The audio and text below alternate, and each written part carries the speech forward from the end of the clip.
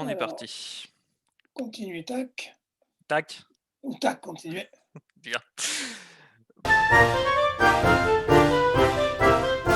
Bonjour à toutes et à tous, je suis Jean-Baptiste, enseignant en histoire en lycée et en histoire et en sociologie à l'université Bordeaux-Montaigne. Bonjour, Christophe, donc maître de conférence à l'université Bordeaux-Montaigne en histoire de l'Antiquité grecque, mais aussi enseignant en sociologie et en épistémologie des sciences sociales pour les historiens et les historiennes. Alors, cette semaine, Christophe et moi allons vous présenter un texte plus court que ceux que nous avons travaillés jusque-là. Alors, avant toute chose et avant de parler de ce texte, je vous rappelle que si vous êtes étudiant, si vous faites partie de nos étudiants à l'Université Bordeaux-Montaigne, vous retrouverez ce texte en allant sur le bureau virtuel dans le dossier indiqué. Et pour les autres, eh bien, vous allez dans la description et je laisserai traîner un lien pour que vous puissiez le télécharger. Alors cette semaine, Christophe et moi allons parler d'un texte, donc d'Émile Durkheim toujours, intitulé Jugement de valeur et jugement de réalité, mais qui n'est pas tout à fait un texte puisqu'il s'agit en réalité d'abord d'une conférence qu'il a prononcée en 1911 devant au Congrès international de philosophie de Bologne.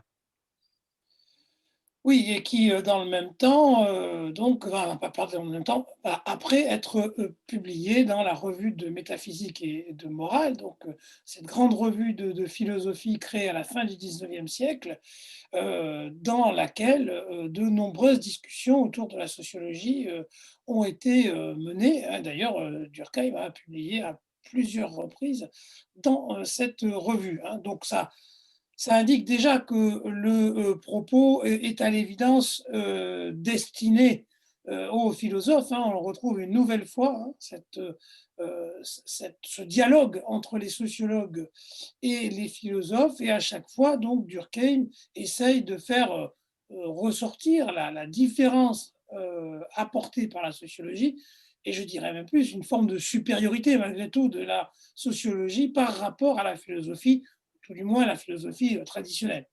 Oui, tu as tout à fait raison et le contexte, d'énonciation est donc important, à prendre en compte puisqu'il permet aussi de comprendre pourquoi, Durkheim, empiète, si je puis dire, sur ce problème tout philosophique et on retrouve, derrière cette intervention, une trame, que l'on avait, déjà, évoquée, en l'occurrence, cette volonté de, singulariser, la sociologie et de répondre aux objections, virulentes, parfois virulentes en tout cas, que lui ont adressées les philosophes, à lui et à la sociologie.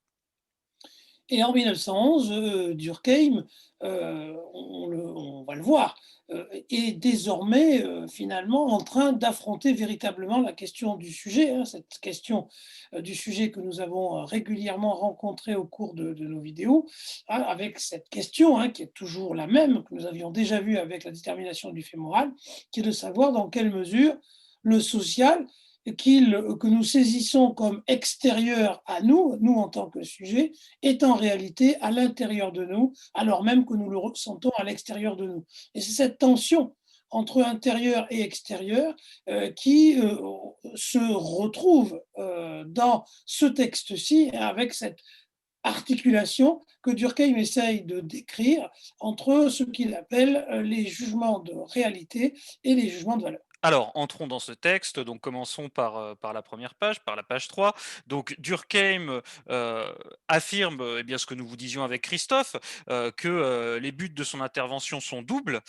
Montrer un exemple, particulier, enfin par un exemple particulier, comment la sociologie peut aider à résoudre un problème philosophique. Et ensuite dissiper certains préjugés, dont la sociologie dite positive a, fait, trop souvent, l'objet. Bon, passé, l'explicitation de ces 2 buts, Durkheim rentre rapidement dans, la définition de ces faits que Christophe, évoquait, heu, de ces jugements en tout cas, jugement de valeur et jugement, de réalité. Alors pour le dire vite, heu et dans un premier temps, les jugements de réalité sont des jugements qui, expriment des faits donnés. des faits physiques, par exemple, qui disent ce que sont les choses. Tandis que les jugements de valeur disent ce que les choses valent, pour reprendre la formule de Durkheim, par rapport à un sujet conscient. Oui, c'est exactement cette tension qui fait apparaître. Alors, on comprend bien que, a priori, on pourrait, séparer, hein, ces 2 ensembles de jugements, puisqu'il y aurait d'un côté, la réalité, qui est donc ce qui est et voilà et certains et certaines d'entre nous, chercheraient à dire ce qui est, voilà, sans intervenir eux-mêmes, et de l'autre, il y aurait des jugements donc de valeur qui, correspondrait à une forme d'interprétation de cette réalité, mais qui donc s'en écarterait et qui serait du domaine du sens, au fond, de la signification que ça peut avoir pour les sujets. Donc le débat est posé hein, et on voit très bien tout de suite qu'en arrière-plan, et on va le retrouver à la fin, il y a la question de la science puisque la science, les sciences, ont pour mission justement de dire ce qui est. Et si les jugements de valeur sont autre chose que des jugements de réalité, tels quels en tout cas, alors il n'y a pas de science des jugements de valeur et donc il ne peut pas y avoir de sociologie de la valeur ou de sociologie des jugements de valeur. Oui, tout à fait et ce thème de la science, on le retrouve, plus fortement encore, à la fin de cette conférence. Mais, au début, page 3-4, Durkheim donc, entreprend de véritablement, comme il en a l'habitude, de préciser, les objets qu'il va étudier et il prend soin et c'est intéressant de, heu, de véritablement dissocier ces jugements de valeur et de réalité, puisqu'il semble, à ses yeux, qu'ils se confondent parfois ou qu'ils tendent à être confondus, plus justement. Ainsi, lorsque l'on émet une préférence sur une chose particulière, par exemple, c'est ce qu'il explique page 3, ça semble être un jugement de valeur, hein. Donc, mais, en réalité, ce qu'il explique, c'est que ce sont en réalité des jugements de fait, parce que, ces jugements expriment, une réalité des choses, en l'occurrence, une préférence. Il en va tout autrement des appréciations qui engagent un collectif, par exemple un jugement esthétique, ceci est une œuvre d'art, elle est belle, ou mieux encore une valeur monétaire. Et il arrive donc à ce premier constat, c'est qu'il existe des valeurs qui sont indépendantes du sujet. C'est-à-dire que la valeur monétaire, la pièce de monnaie, vous pouvez toujours dire que pour vous, elle ne vaut rien, ça ne vous intéresse pas, mais elle a une valeur qui s'impose à vous. Donc, Durkheim fait ainsi apparaître l'existence de valeurs sui generis, hein, vous commencez à le connaître maintenant, Durkheim, donc vous voyez où il nous amène hein, vers l'idée que tout cela relève du monde social et qu'il s'agit donc de faits sociaux. Donc, il existe une réalité euh, de la valeur, hein, sui generis, qui ne peut donc pas être reconduite à l'individu qui l'éprouve, je trouve ça beau, hein, ça c'est un fait. En revanche, c'est le fait que ce soit beau et que ce beau puisse être comme ça, au fond, indépendant de moi, c'est-à-dire je peux savoir que c'est une œuvre d'art et que elle est belle pour certains et pas pour moi, donc c'est qu'il existe quelque chose qui est hors de moi et qui est une valeur. Donc nous avons désormais un territoire qui commence à sentir le fait social. Délimitant ce territoire, Émile Durkheim peut poser la problématique de son article, soit celle que nous évoquions. En fait, la question que pose l'existence de jugements de valeur, c'est celle de l'articulation entre, subjectif, et objectif. Il l'écrit Durkheim, hein: «Les valeurs ont la même objectivité que des choses. Or toute valeur suppose l'appréciation d'un sujet en rapport défini avec une sensibilité, déterminée». Et d'ailleurs, chez l'individu, la valeur se manifesterait d'ailleurs, individuellement par le désir. Et le problème que tout cela fait apparaître, chacun et chacune l'a éprouvé au moins une fois dans sa vie, c'est quand on essaie de persuader quelqu'un d'autre de la justesse de notre jugement de valeur. Par exemple, telle œuvre d'art est belle, tel morceau de musique est génial, et ainsi de suite. Et on voit bien qu'effectivement, pour pouvoir convaincre, on est obligé d'arriver à un niveau qui dépasse le seul niveau individuel. Puisque si je dis moi je trouve ça beau, c'est une manière déjà de dire bah, chacun pense ce qu'il en veut. Et donc là, on revient sur un problème de fait. Et pour poser la question de la valeur, il faut donc objectiver cette question, c'est-à-dire l'enlever du sujet. Et c'est là où effectivement on peut se poser la question de savoir, mais alors qu'est-ce que c'est que ce jugement de valeur et quel est le rapport que ce jugement de valeur entretient avec la chose pardon, jugée, estimée. Et donc, passé cette introduction et posé cette, problématique, nous entrons donc dans la 1re partie de cet article. Alors l'on est, toujours page 4 si je ne me trompe, oui c'est ça. Et dans la première partie de cet article, pour le dire vite, Émile Durkheim critique, une position, communément admise, consistant à confondre jugement de valeur et jugement de réalité, et confusion qui aboutit à considérer que c'est la manière dont la chose affecterait le sujet individuel euh, ou collectif, donc l'individu ou la société, qui ferait la valeur. Peut-être faut-il partir du début de la réflexion de Durkheim. Il rappelle que pour beaucoup de penseurs, et je le cite, la valeur d'une chose serait simplement la constatation des effets qu'elle produit en raison de ses propriétés intrinsèques. Autrement dit, si une chose a de la valeur, ce serait en raison de ce que l'homme tire de ses qualités intrinsèques. Émile Durkheim donne des exemples. Ben, eh bien, le blé, par exemple. Si le blé a de la valeur, c'est qu'il sert à l'alimentation et donc, corollairement, à l'entretien de la vie. C'est-à-dire c'est une manière de rabattre le jugement de valeur sur le jugement de réalité. C'est-à-dire que la valeur, le jugement de valeur ne ferait que exprimer ce qui est. Voilà. Et donc, à partir de ce moment-là, effectivement, le jugement de valeur devient objectif, mais il disparaît, il se dissout dans le même temps, puisqu'il ne devient, il n'est plus exactement qu'un jugement de réalité, hein. Autrement dit, la valeur serait dans la chose, et donc elle est extérieure au sujet. Donc, on aurait effectivement résolu notre problème en constatant, au fond, l'inexistence des jugements de valeur ou le fait que les jugements de valeur seraient totalement distincts de la réalité. Ce serait un autre domaine qui n'aurait strictement rien à voir.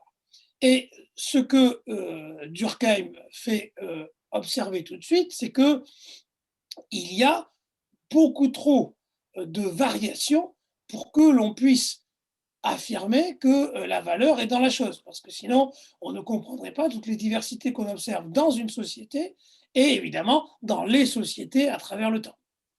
Et puis ce que l'on ne comprendrait pas, c'est ce que Durkheim rappelle, c'est la possibilité d'existence de ce qu'il appelle des systèmes de valeurs objectives, c'est-à-dire reconnus par tous les hommes ou au moins par tous les hommes d'une même civilisation. Bon. Alors, Durkheim rappelle une hypothèse qui aurait permis de résoudre cette contradiction, finalement, le fait qu'il existe des systèmes de valeurs objectives. Il mentionne l'hypothèse du type moyen. Alors, ça me semble, tu me diras, Christophe, assez similaire à ce que nous avions évoqué lors de notre travail sur le suicide à propos donc, de la théorie de l'homme moyen de Quetelet. Bon. Alors, selon cette hypothèse du type moyen, je cite Durkheim, il y a un type moyen qui se retrouve dans la plupart des individus et l'estimation objective des choses exprime la façon dont elles agissent sur l'individu moyen.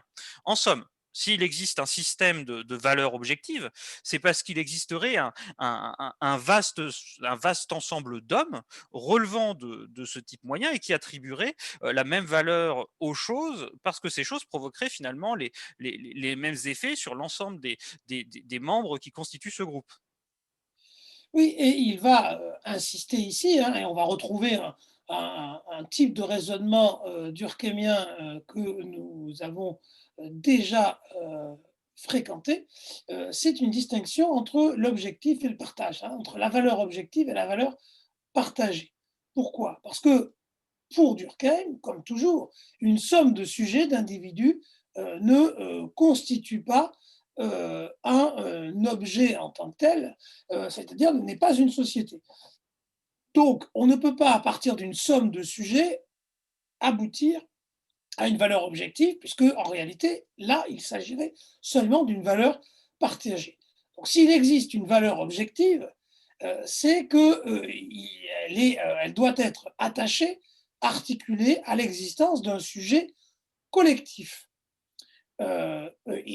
Ajoute Durkheim, d'ailleurs, justement parce que c'est objectif, les résistances individuelles à cette valeur objective se paient par des rappels à l'ordre, hein. Il rappelle, hein, ce que nous avons déjà vu dans la vidéo consacrée au chapitre 1 des règles de la méthode sociologique, à savoir que quand on s'écarte de l'ordre social, il y a des rappels à l'ordre. Là, c'est exactement la même logique, hein, raison pour laquelle et une valeur objective peut ne pas être partagée.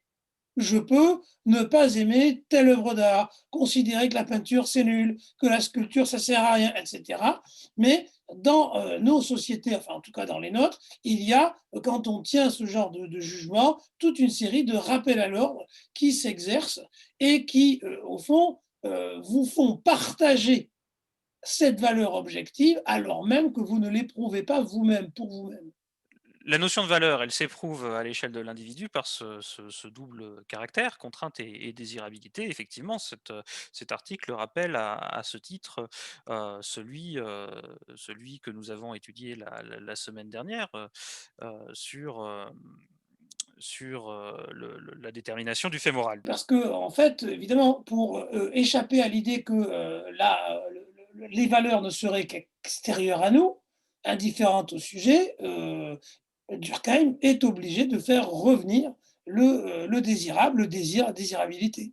Parce que sinon, certes, les valeurs seraient objectives, mais elles seraient indifférentes à nous, et ce qui pose problème, parce que c'est quand même nous qui l'éprouvons. C'est ce qui permet à Durkheim d'arriver à, à soutenir qu'il faut renoncer à l'hypothèse selon laquelle la valeur est dans les choses et exprime leur nature. Et c'est ce qui lui permet d'affirmer que ce postulat est contraire aux faits. C'est ce qu'il fait à la fin de la première partie de l'article. On est page 7.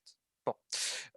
Passé cette première partie, euh, Émile Durkheim, dans la deuxième partie, critique une autre position, une position d'inspiration kantienne, consistant à dissocier radicalement, cette fois-ci, jugement de valeur et jugement de réalité. Donc en fait, il critique la position inverse, celle qu'il critiquait dans la première partie, qui consistait justement à associer ces deux jugements. Là, il critique la position consistant à dissocier, donc, je le répète, jugement de valeur et jugement de réalité, puisque cette position aboutirait, selon lui, à considérer que la valeur des choses est cette fois non pas intrinsèque aux choses, mais relative aux idéaux produits grâce à une espèce de faculté représentative qui serait intrinsèque aux individus. Oui, il l'énonce page 8, hein, il y aurait donc une manière de penser le réel et une autre, très différente, pour l'idéal. Dans ce cas, donc, l'idéal existe en lui-même, il est détaché du réel, et ce que je ne parvenais pas à expliquer précédemment devient explicable. Et il prend l'exemple du luxe qui l'a intéressé. Le luxe ne sert à rien, il n'y a pas d'utilité, donc ce ne peut pas être une valeur si on essaye de passer tout au crible, par exemple, de l'utilité, aux choses, hein. Le luxe, c'est précisément recourir à des choses qui sont inutiles. Donc, au nom de la valeur de l'utilité, ça ne fonctionne pas. Mais si l'idéal n'a rien à voir avec la réalité, alors bah, tout est possible au fond, hein. Et donc, on distingue dans ces cas-là, hein, deux domaines. Et on revient à ce que nous avons dit tout à l'heure, à savoir que dans ces cas-là, bah, la science va s'occuper de la réalité, et puis un autre domaine intellectuel va s'occuper des idéaux. Et vous avez bien compris, j'imagine, que c'est la philosophie, hein, qui est dès lors toute désignée pour s'occuper des idéaux. Voilà, et c'est en cela que le découpage disciplinaire recouvre la dissociation, jugement de valeur et jugement de réalité. Donc, on l'aura compris, cette approche idéaliste de la valeur pose problème. Et page 8, Durkheim évoque une critique toute singulière que je crois tu n'as pas tout à fait encore évoquée. Euh, c'est le problème du déplacement du problème, si je puis dire. Si la valeur attribuée à l'idéal explique la valeur attribuée à la chose, encore faut-il expliquer la valeur attribuée à l'idéal, justement. Alors, pour être un petit peu plus clair, je cite Durkheim, si l'idéal ne dépend pas du réel, il ne saurait y avoir dans le réel les causes et les conditions qui le rendent intelligible, mais en dehors du réel, où trouver la matière nécessaire à une explication quelconque. Oui, on voit là que petit à petit, il arrive, hein, à la question de la conscience, de l'esprit, hein, qui, donc est une manière de résoudre, ce, problème, hein. C'est-à-dire d'où peut venir l'idéal s'il n'est pas dans le réel, s'il n'est pas produit par le réel.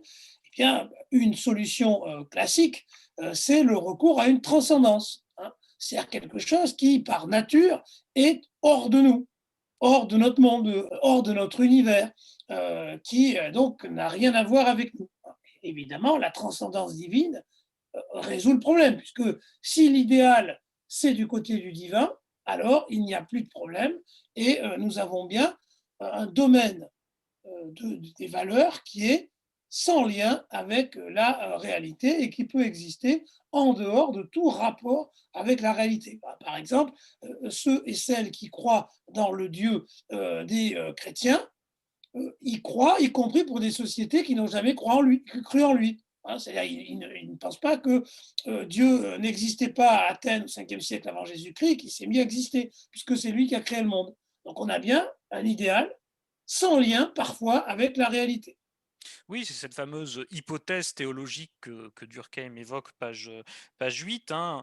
Je le cite, le monde des idéaux est réel, qu'il existe objectivement, mais d'une existence supra-expérimentale et que la réalité empirique dont nous faisons partie en vient et en dépend. Sauf que il y a certaines valeurs qui fichent un sacré bazar dans cette dissociation, puisque elles ne peuvent être détachées de l'expérience sans perdre toute signification, nous dit Durkheim. Et ces valeurs, ce sont les valeurs économiques.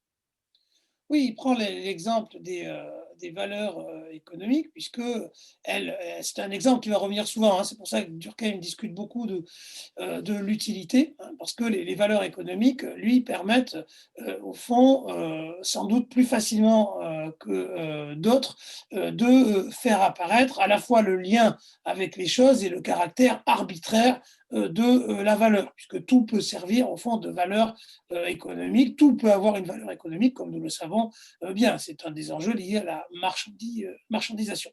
Donc, effectivement, hein, cette hypothèse d'un idéal sans rapport avec la réalité ne tient pas, hein.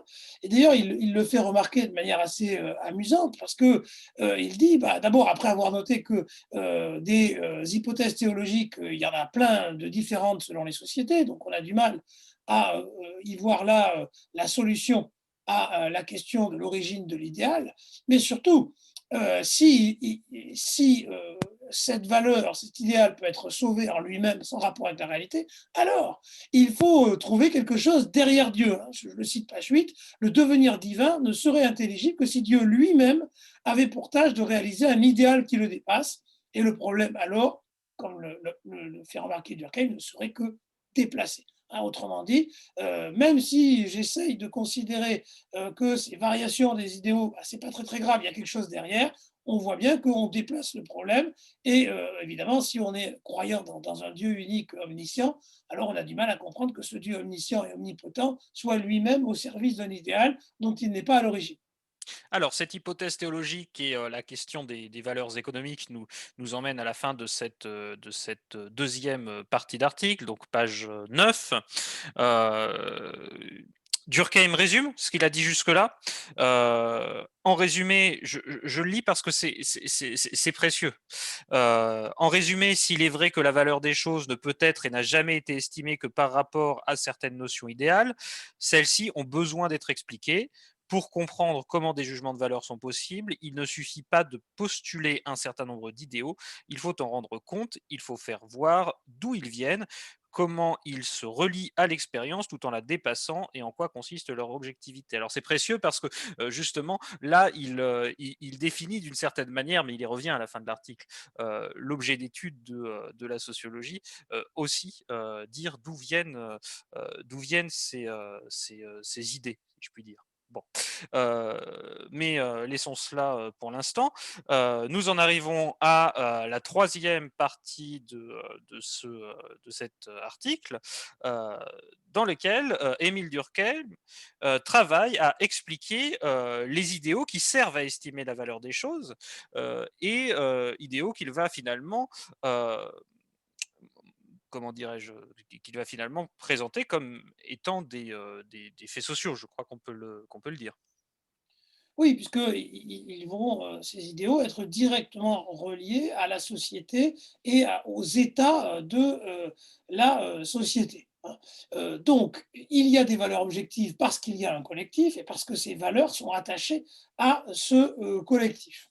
Et en effet, c'est ce collectif qui, c'est une réflexion qu'on là aussi nous avons déjà rencontrée, c'est l'existence de ce collectif qui permet au sujet de ne pas être sa propre finalité, hein, et il va proposer une sorte de théorie, hein, du changement historique, compris comme les idéaux structurant une société, avec son idée donc d'une intensité plus ou moins grande de la vie sociale, hein, et associant des grands transformation historique à une intensification de la vie sociale, des relations sociales, et ensuite ça retomberait, et les idéaux devenant des habitudes, puis ça reprendrait. Donc il dessine comme ça une dynamique historique, en fait, qui résulterait d'une tension entre l'idéal et le réel.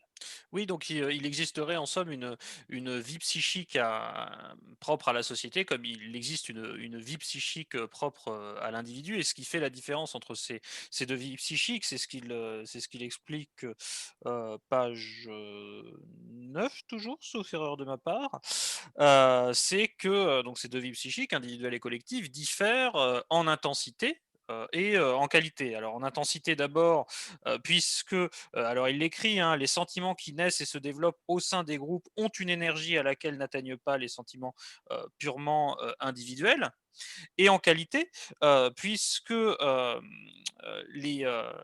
vie psychique collective entraîne l'individu hors de lui-même, elle l'entraîne à se désintéresser de lui-même, enfin en tout cas directement finalement. Bon. Il conclut de la sorte. Pour toutes ces raisons, elle s'oppose à la vie que nous traînons quotidiennement, donc cette vie psychique collective, comme le supérieur s'oppose à l'inférieur, l'idéal à la réalité. On va peut-être laisser de côté, hein, les exemples historiques qu'il prend, hein, pour arriver page 11, où, au fond, il va commencer à tirer un certain nombre de conclusions de son raisonnement, hein. Je le cite en page 11: on diminue la société quand on voit en elle, pardon, qu'un corps organisé en vue de certaines fonctions vitales. Dans ce corps vit une âme, c'est l'ensemble des idéaux collectifs. Mais ces idéaux ne sont pas des abstractions, de froides représentations intellectuelles dénuées de toute efficace. Ils sont essentiellement moteurs, car derrière eux, il y a des forces réelles et agissantes. Ce sont les forces collectives, etc. Donc, ces idéaux, non seulement sont reliés à la réalité, à la société, mais en plus, ce sont eux qui constituent l'essence première des dynamiques sociales, hein. Autrement dit, si on essaye de résumer ou de dire simplement ce que Durkheim dit ici, c'est que ce sont les idées, hein, les valeurs qui font changer le monde. Tu as laissé la question des périodes historiques que, euh, que mentionne Durkheim de côté et tu as raison. En un mot, peut-être faut-il rappeler que s'il évoque ces périodes historiques, c'est parce que il explique que les idéaux se constituent surtout dans des périodes d'effervescence sociale, des moments durant lesquels la vie sociale est plus intense et c'est précisément pendant ces périodes historiques qu'il mentionne, quoi. Notamment, c'est alors je crois qu'il donne l'exemple des agitations ouvrières du 19e siècle, qui constituent justement ces moments de fabrication des idéaux, qui sont éphémères d'ailleurs dans la pensée de Durkheim, et puis qui ressurgissent, rappelés par des symboles ou par le rituel de temps en temps. Bon, puisque, l'idéal est, comme tu l'évoquais, un fait social, c'est ainsi qu'il peut apparaître comme une contrainte, et là, on en revient à cette fameuse, notion de contrainte. Bon, heu, parce que, lors, de ces moments, de ces périodes d'effervescence, la société, nous dit Durkheim, enlève à l'individu, à lui-même, et l'entraîne, dans un cercle de vie supérieure, et en cela, elle s'impose justement à l'individu. Oui, on pourrait longuement, hein, discuter de cette, conception, hein, qui quand même pose, question quant à, l'anthropologie, hein, durkheimienne ici, c'est-à-dire à comment il pense véritablement, le, sujet. On va laisser ça de côté, juste le faire, observer, hein, parce que cette idée qu'un individu sortirait ou serait sorti de lui-même de temps en temps et puis reviendrait, ça paraît quand même un peu, là, pour le coup, assez métaphysique, mais on va laisser ça de côté. Donc Durkheim en arrive donc à l'essence de sa démonstration, à savoir, page 11, qu'on ne peut pas expliquer les jugements de valeur en les ramenant à des jugements de réalité. On a vu pourquoi tout à l'heure, en faisant disparaître la notion de valeur, ni au fond de rapporter ces jugements de valeur en aussi quelle faculté, dit-il, par laquelle l'homme entrerait en relation avec un monde transcendant. Donc pas de transcendance, c'est l'immanence, hein, c'est le propre même du geste sociologique, et en même temps, pas de réduction de la valeur aux choses, c'est-à-dire pas de matérialisme en quelque sorte. Ce ne sont donc pas les choses qui permettent de penser la valeur. Alors évidemment, mais que dès qu'on dit ça, on fait sauter, hein, toute idée d'universalité, hein, puisque si les valeurs ne sont pas dans les choses, alors effectivement, elles ne peuvent pas être considérées comme universelles, puisque sinon, ce seraient les choses qui dicteraient la valeur. Oui, il replace l'idéal, dans la nature, selon sa formule, heu, puisque, nous dit-il, il n'est pas, cet idéal, une échappée vers un au-delà mystérieux, il est, dans la nature, et de la nature. Bon, donc, ainsi résumé, donc, nous pouvons passer peut-être à la quatrième partie de l'article. Alors Hem, peut-être une dernière oui? petite chose, si tu veux bien, page 12, Mmh. parce que j'avais trouvé la formule belle, voilà, c'est juste, je la lis, hein, je crois elle se comprend toute seule. C'est ainsi que la pensée collective métamorphose tout ce qu'elle touche. Elle mêle les règnes, elle confond les contraires, elle renverse ce qu'on pourrait regarder comme la hiérarchie naturelle des êtres, elle nivelle les différences, elle différencie les semblables. En un mot, elle substitue au monde que nous révèle les sens un monde tout différent qui n'est autre chose que l'ombre projetée par les idéaux qu'elle construit. Hein, donc on voit cette mécanique, hein, permanente où, au fond, c'est la société dans laquelle je suis qui construit les idéaux et ce sont les idéaux qui me permettent de transformer la réalité, de la voir autrement, hein. Donc on voit, hein, l'ambition, là, pour le coup, du raisonnement sociologique qui, au fond, sociologise, y compris la connaissance, c'est-à-dire le rapport que j'ai au monde. Bien. Donc nous en arrivons maintenant à la quatrième partie de l'article, dans laquelle, Émile Durkheim, interroge brièvement, les rapports entre, jugement, de valeur et jugement de réalité, ce qui lui permettra ensuite, mais on le verra, de conclure en définissant, la sociologie par rapport justement à ces rapports, si je puis dire. Bon, alors d'abord, il identifie des similarités entre ces jugements de valeur et de réalité, en ce qu'ils partageraient, il l'explique à page 12, une même nature. Alors, un jugement de valeur exprime la relation d'une chose avec un idéal, explique-t-il. Or, l'idéal est donné comme la chose, quoique d'une autre manière. Il est lui aussi une réalité à sa façon. Bon. Donc, jugement de valeur et jugement de réalité partageraient une même nature et ils partageraient, enfin, ou ils impliqueraient plus justement aussi, une même faculté, à juger. Ça aussi, il l'écrit, hein. Il n'y a pas, une manière de juger, et de penser pour poser des existences et une autre pour estimer des valeurs. Bon. Oui, donc on ne peut pas opposer, séparer, jugement de réalité et jugement de valeur et ils ont donc un même fondement, hein, que, Durkheim situe dans cette capacité de juger, donc pas de différence de nature entre le jugement de réalité et le jugement de valeur. Qu'est-ce que ça implique? Ben, ça implique que tout jugement, comme il le dit lui-même, page 12-13, met en œuvre des idéaux. Ceux-ci sont d'espèces différentes. Et il va distinguer, au fond, les jugements euh, de la manière suivante. Il y en a qui cherchent simplement à dire ce qui est. Mais je suis bien obligé, pour dire ce qui est, d'utiliser ce que Durkheim appelle des idéaux. Et ces idéaux, il le dit, ce sont des concepts. Hein. C'est-à-dire que le concept, c'est ce que j'amène, qui n'est pas dans les choses, mais je l'amène pour comprendre les choses et pour dire ce qu'elles sont. Et donc, ce faisant, vous vous rappelez ce qu'il a dit au début, je ne juge pas les choses, je ne dis pas ce qu'elles sont pour moi, ou etc.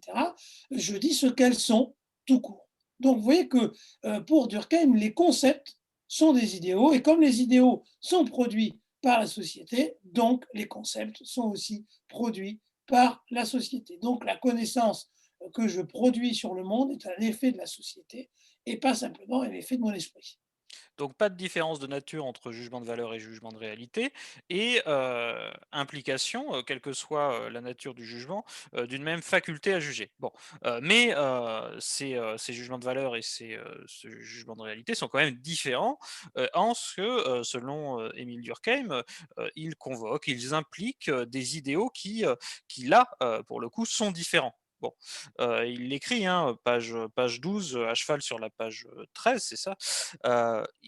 Il en est, alors là, il parle des idéaux dont le rôle est uniquement d'exprimer les réalités auxquelles il s'applique de les exprimer, telles qu'elles sont et ça, ce sont ces fameux concepts, proprement dits et il en est d'autres, au contraire, dont la formule est de transfigurer les réalités auxquelles ils sont rapportés et ça, ce sont les idéaux de valeur.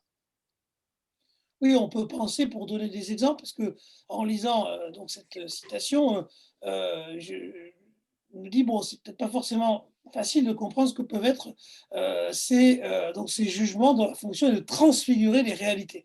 Eh ben, on peut penser, par exemple, évidemment, à tout ce qui est symbolique proprement dit, et au premier rang, l'art. Hein. Les œuvres d'art servent à transfigurer le réel, c'est-à-dire à lui donner un idéal, à donner un idéal à des choses qui n'en ont pas forcément. Hein. Donc là, on est vraiment, oui, dans l'autre côté. Il ne s'agit pas de dire ce qui est, mais au contraire d'aller chercher dans ce qui est autre chose. Oui, c'est d'ailleurs à cet exemple qu'Émile Durkheim, recourt abondamment dans son article, même si, à ce moment-là, quand même, sur ces différences de jugement et sur les concepts, il est quand même assez, enfin, étonnamment avare en exemples. Bon, donc nous en arrivons à la 2e partie, si je puis dire, de cette 4e partie. Émile Durkheim, conclut, heu, en définissant la sociologie par rapport à tout ce qu'il a énoncé, concernant ces rapports entre jugement de valeur et jugement de réalité. Et c'est là, je le disais en début de vidéo, que le contexte est important pour comprendre la nature de la conclusion. Il s'exprime devant une assemblée de philosophes et il répond à une objection qu'il a certainement entendue de la part de ces philosophes, ce reproche qu'il évoque fait à la sociologie positive. Il écrit d'une sorte de fétichisme empiriste pour le fait et une indifférence systématique pour l'idéal. Or, c'est ce qu'il explique, ce reproche est largement injustifié puisque les phénomènes sociaux auxquels la sociologie consacre ses études, hein, religion, morale, droit, économie, esthétique, c'est ce qu'il cite, heu, ne sont autre chose, dit-il, que des systèmes de valeurs, partant donc des idéaux, justement. Et la sociologie, à ce titre-là, se place dans l'idéal, justement. Oui, hein, il définit l'idéal comme le domaine propre de la sociologie, hein, page 13. Donc vous voyez comment il a renversé, hein. On était parti de l'idée qu'il pouvait y avoir, bon, des sciences du réel et des sciences de l'esprit et voilà que, Durkheim renversant la perspective, la sociologie se retrouve définie comme une science de l'esprit, comme même la science de l'esprit, puisque c'est elle qui a à étudier, l'idéal, hein, et il faut que vous mesuriez, hein, ce que, ça implique. C'est-à-dire, quand si vous dites que l'esthétique c'est enfin, c'est la sociologie qui étudie l'esthétique, c'est qu'il n'y a plus de beau avec un B majuscule, que tout ça est lié à une société donnée. Donc, vous voyez qu'en 1911, Durkheim va très très loin déjà dans ce qu'on a appelé plus tard, hein, avec Lévi-Strauss, le relativisme culturel. Vous voyez bien que tout ça est bien antérieur à l'anthropologie lévi-straussienne et que c'est déjà chez Durkheim. Et vous voyez que c'est pas un raisonnement moral, c'est-à-dire que Durkheim n'arrive pas à la conclusion que les hommes sont égaux, les hommes et les femmes sont égaux, égales, etc., parce que ça lui plaît. C'est l'essence même de la sociologie qu'il défend que d'aboutir à cette égalité, puisqu'il n'est pas possible de discriminer les sociétés, les êtres humains, en fonction de critères rationnels, c'est-à-dire de critères qui seraient indépendants, sinon de l'individu, du moins de la société dans laquelle les individus sont pris. Et c'est dans ce geste effectivement que tu évoques que l'on voit, ce que l'on a déjà indiqué dans les précédentes vidéos, à quel point la sociologie est différente de la philosophie, puisque, la sociologie, elle, ne traite de l'idéal que pour en faire science. Voilà, je crois que nous sommes arrivés au bout de ce texte, hein, qui est peut-être par sa dimension proprement philosophique, plus encore, me semble-t-il, que la détermination du fait moral est peut-être difficile à comprendre, mais si vous y replongez ou si vous le lisez attentivement, je pense que vous allez en comprendre l'importance, hein, en particulier pour nous qui essayons de faire de la science historique, hein, pour la plupart d'entre nous. Bah, vous voyez bien que se dire que les concepts que j'utilise viennent de la société dans laquelle je suis, eh ben, ça fait réfléchir sur ce que nous faisons quand nous pensons, nous, parfois, ou que nous prétendons même faire une description neutre de la réalité. Puisque si vous avez bien compris, ce qu'essaye de démontrer Durkheim dans cet article, c'est qu'il n'y a pas de neutralité possible lorsqu'il s'agit de décrire un fait social. Eh bien, ça fait une belle conclusion. Donc, on vous dit, à la semaine prochaine pour peut-être l'une des dernières vidéos, en tout cas pour l'instant, hein, bien évidemment, des confistoриens font de la sociologie, puisque nous arrivons à la fin enfin, de notre semestre de sociologie à l'université, Bordeaux-Montaigne. Donc à la semaine prochaine. À la semaine prochaine, salut.